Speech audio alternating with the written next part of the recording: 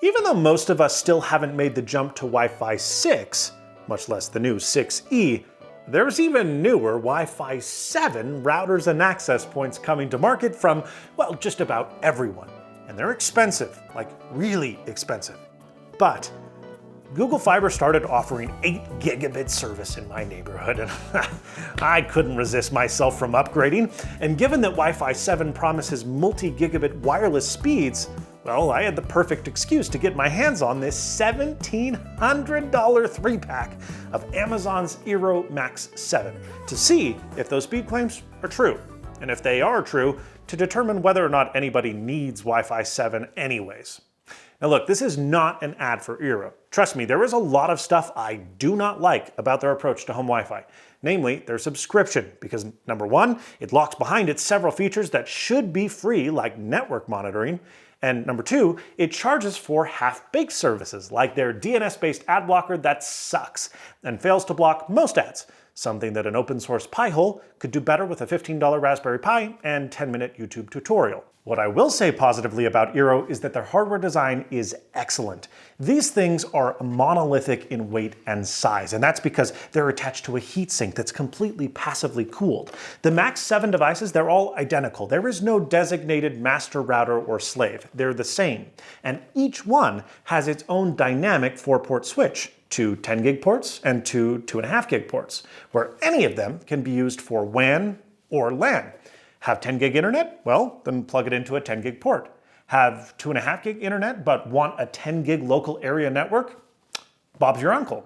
And Bob loves today's sponsor, Ugreen. Their 100-watt gallium nitride charger is small, like others, but isn't like most 100-watt chargers that add up to such a wattage. It provides true 100-watt dedicated charging power to a single port.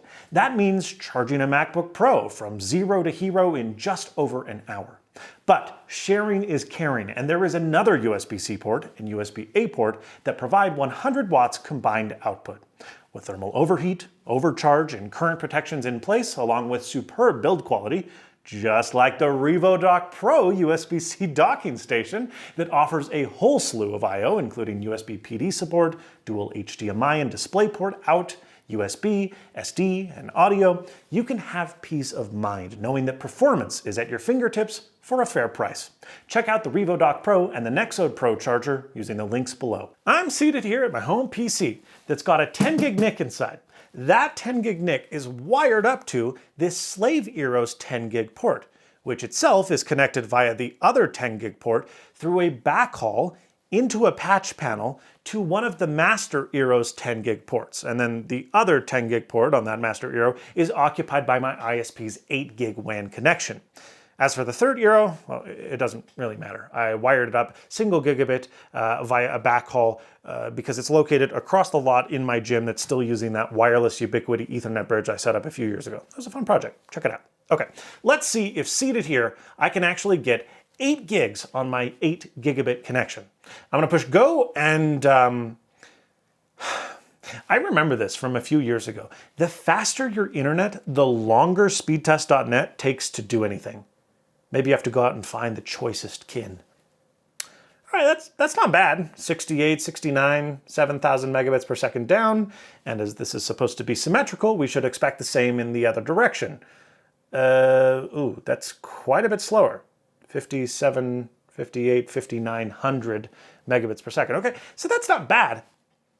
And my browser just crashed.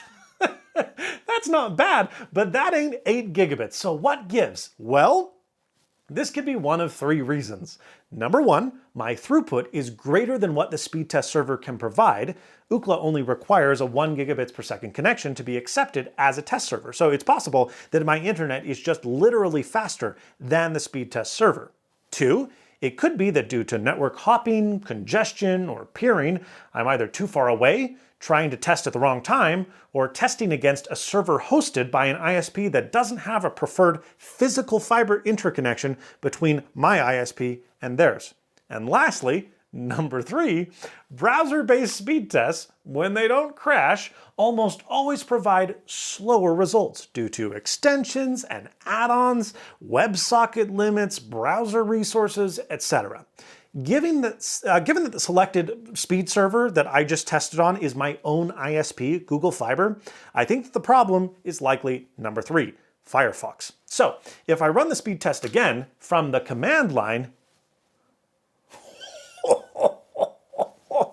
that's even more than advertised. That's 8,163 megabits per second down and 8,109 megabits in the other direction. That's more than advertised, and frankly, just about a gigabit away from a full 10 gig connection after you take into account TCP/IP transport overhead. Now, I must give one huge, very important note here. All of this proves one thing, that I have 8 gigabits of throughput to Google Fiber, my own ISP. I have not tested my internet speeds at all. We'll come back to that topic later, but first, a test of Wi-Fi 7. What devices even support Wi-Fi 7, you ask? Not many. While the hardware is present in some Android phones and Windows laptops, almost none of the firmware is finalized. More on that in a bit. One rare exception, though, is this, the OnePlus 11, a Wi-Fi 7 device that actually works, or so they say. Let's connect it to Wi-Fi right now. Now, on Android, at least Oxygen OS, nothing denotes that this is a Wi-Fi 7 connection. So we'll want to use something like the superb, free, did you hear that, eero? Free Wi-Fi Man app from Ubiquiti. Opening this app shows us that yes, we are indeed connected via not just 6 gigahertz, but also Wi-Fi 7. Now, one neat thing about this app is that we can navigate to the Signal tab and see our signal strength to the eero access point, which is located right here, mere inches away from the front of the phone. And the signal strength reflects that. It's very strong. In fact, our physical layer speed, which is kinda sorta the theoretical speed at which bits are sent, dependent on modulation, and well, ELI5, it's as fast as the connection can be in a vacuum. And these numbers, well, they do match up quite nicely against eero's advertised 4.3 gigabits per second. So, can we actually achieve 4.3 gigabits per second? Well, time for a speed test. Go! No. Now, on one hand, this is insanely fast, but on the other, it's not even close to the advertised speed. Welcome to the world of Wi-Fi marketing. In a perfect environment, you can expect about 50 to 70% of the physical layer rate. And, well, yeah, we do have that here, almost exactly. It's half as fast as eero says. But hang on, Quinn, perhaps that 4.7 gigabits per second number refers to the total throughput of multiple devices connected to the eero, not a single device. Well, no.